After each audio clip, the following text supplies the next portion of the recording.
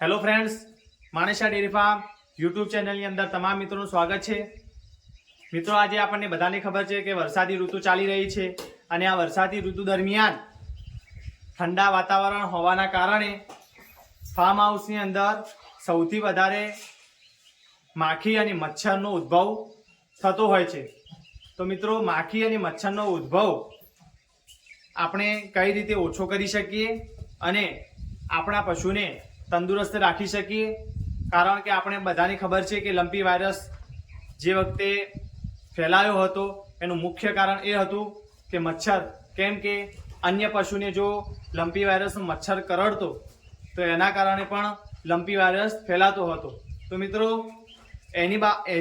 એના માટે આપણે કઈ કઈ બાબતોને ધ્યાનમાં રાખવાની છે અને આ ઋતુ દરમિયાન માખી અને મચ્છર જે આપણા ફાર્મ હાઉસની અંદર ઉદ્ભવે છે એની સંખ્યા આપણે કઈ રીતે ઘટાડી શકીએ કે જેના કારણે આપણું પશુ તંદુરસ્ત રહે અને સારું દૂધ પણ આપી શકે।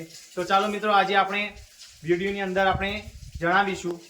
તો મિત્રો, સૌથી પહેલાં તો આપણે એ બાબતને ધ્યાનમાં લેવાની છે કે આપણી પાસે જે પણ ફાર્મ હાઉસ હોય એની અંદર, જેમ કે અમારી પાસે પાકા શેડનો બાંધકામ કરેલું છે, પણ જે લોકોની પાસે કાચા શેડ હોય અથવા જે લોકો ઝાડની નીચે બાંધતા હોય પશુઓને, તો સૌથી પહેલાં આપણે સાફ સફાઈની ધ્યાન રાખવાની હોય અને જે નીચેની જગ્યા હોય તેને વધારે પ્રમાણમાં આપણે ભેજવાળી ન રાખીએ।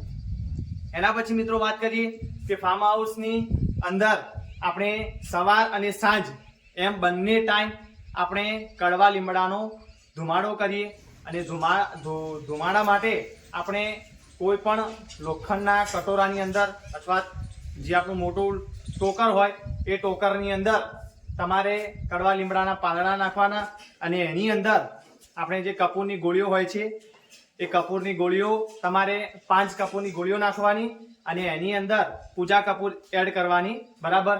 કેમ કે કપૂરની ગોળીઓ એ એક કીટનાશક ગણવામાં આવતી હોય છે અને જેના કારણે માખી અને મચ્છરનો નાશ થતો હોય છે।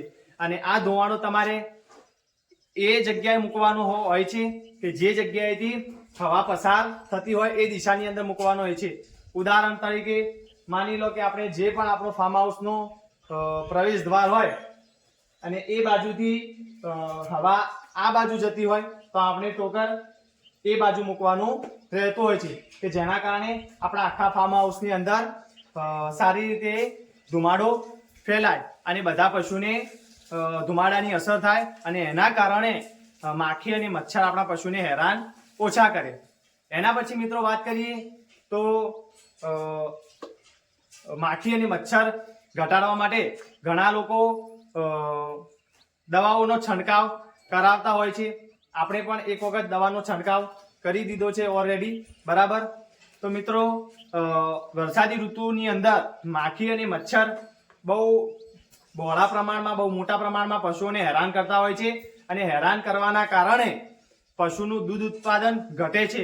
તો એના માટે આપણું પશુ સારું એવું દૂધ આપે અને આપણને સારું એવું પ્રોફિટ થાય એટલા માટે આપણે આ બાબતોની કાળજી રાખવાની હોય છે અને આ ઘરેલું ઉપચાર આપણે કરીએ કે તો મિત્રો, આ બાબતોની ધ્યાનમાં રાખવાથી અને આ ઘરેલું ઉપચાર કરવાથી આપણા પશુને માખી અને મચ્છરથી આપણે બચાવી શકીએ છીએ, બરાબર?